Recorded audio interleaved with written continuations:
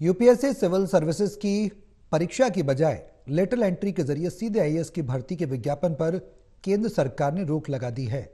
इसको लेकर यूपीएससी को कार्मिक लोक शिकायत मंत्री ने पत्र लिखा है।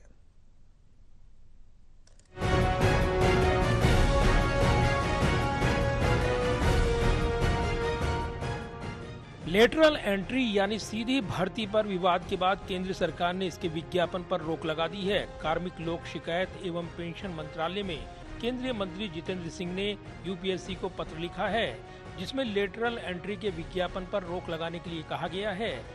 इस पत्र में कहा गया है कि प्रधानमंत्री का पुरजोर तरीके से मानना है कि लेटरल एंट्री की प्रक्रिया को आरक्षण के प्रावधानों के परिप्रेक्ष्य में संविधान में उल्लेखित समानता और सामाजिक न्याय के सिद्धांतों के अनुरूप और सुसंगत बनाया जाए। प्रधानमंत्री का मानना है कि सरकारी नौकरियों में आरक्षण सामाजिक न्याय पर केंद्रित होना चाहिए। केंद्रीय कार्मिक लोक शिकायत मंत्री डॉक्टर जितेंद्र सिंह ने अपने पत्र में इस स्कीम के लिए पिछली यूपीए सरकार को जिम्मेदार ठहराया है। इसमें कहा गया है कि सैद्धांतिक तौर पर लेटरल एंट्री की अवधारणा का समर्थन 2005 में गठित प्रशासनिक सुधार आयोग की तरफ से किया गया था, जिसकी अध्यक्षता वीरप्पा मोइली की तरफ से की गई थी।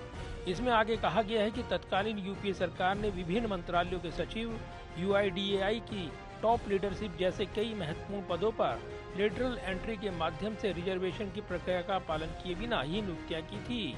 ये सर्वविदित है कि बदनाम राष्ट्रीय सलाहकार परिषद के सदस्य सुपर ब्यूरोक्रेसी चलाया करते थे, जो प्रधानमंत्री कार्यालय को नियंत्रित करती थी।